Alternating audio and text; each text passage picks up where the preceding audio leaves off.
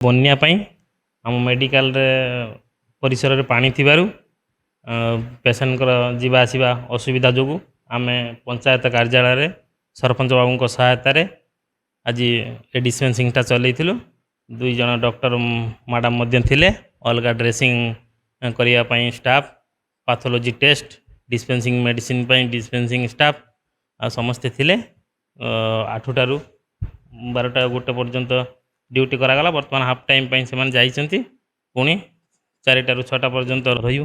Medical ପରିସର ବର୍ତ୍ତମାନ ପାଣି ଅଧିକା ଅଛି, ପାଣି କମିଲେ ଆମେ ସ୍ଥାନାନ୍ତରିତ ପୁଣି ମେଡ଼ିକାଲକୁ କରିବୁ। ଆଉ କାଲି ପ୍ରବଳରୁ ପ୍ରବଳ ପାଣି ଆସିଲା ପରେ 1999 ବନ୍ୟା ପରେ ଆମର ଅସୁରାଳି ମେଡ଼ିକାଲରେ ଏତେ ପାଣି ଆମେ ପ୍ରଥମ ଥର ଦେଖୁଛୁ। 4 ଫୁଟର ପ୍ରାୟ ଅସୁରାଳି ମେଡ଼ିକାଲରେ ପାଣି ଚାଲୁଥିଲା। ଅସୁରାଳି ମେଡ଼ିକାଲରେ ପ୍ରାୟ 4-5ଟି ପଞ୍ଚାୟତର ଲୋକ ନିର୍ଭରଶୀଳ।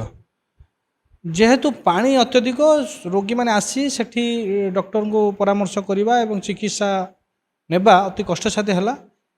ତେଣୁକରି ଏହା ପାଇଁ ଆମେ ଚିନ୍ତିତ ଥିଲୁ। ତାପରେ ଆମେ ଚିନ୍ତା କଲୁ ଏ ସମୟରେ ରୋଗୀଙ୍କୁ ଠିକ୍ ଭାବେ ସହଯୋଗ ସହାୟତା ପ୍ରଦାନ କରିବାର ଆବଶ୍ୟକତା ଅଛି।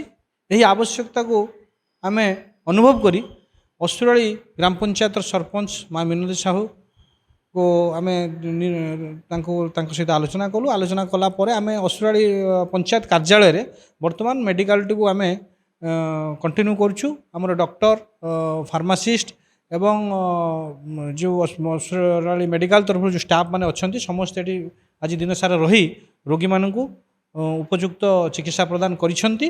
ଏବଂ ଲୋକମାନେ ଜାଣିପାରି ଅସୁବିଧା ହେବା ଯୋଗୁଁ ଆମେ ସିକ୍ୟୁରିଟି ଗୋଟେ ଆପଏଣ୍ଟ କରିଛୁ, ମାନେ ଯେଉଁଟା ମେଡ଼ିକାଲ ତରଫରୁ ସିକ୍ୟୁରିଟି, ସେ ଅସୁରାଳି ମେଡ଼ିକାଲରେ ଉପସ୍ଥିତ ଅଛନ୍ତି। ଲୋକମାନଙ୍କୁ ଅସୁରାଳି ମେଡ଼ିକାଲ ଯେଉଁମାନେ ଯାଉଛନ୍ତି ସେଠି ଯେହେତୁ ପାଣି ଅଛି, ରୋଗୀମାନେ ପାଣିରେ ଅସୁବିଧା ଭୋଗ କରିବେ ବୋଲି ତାଙ୍କୁ ଅସୁରାଳି ଗ୍ରାମ ପଞ୍ଚାୟତର ଅଫିସକୁ କାର୍ଯ୍ୟାଳୟକୁ ପଠାଉଛି। ଏଇଠାରେ ଆମର ବର୍ତ୍ତମାନ ଚିକିତ୍ସା କେନ୍ଦ୍ର ଚାଲିଛି।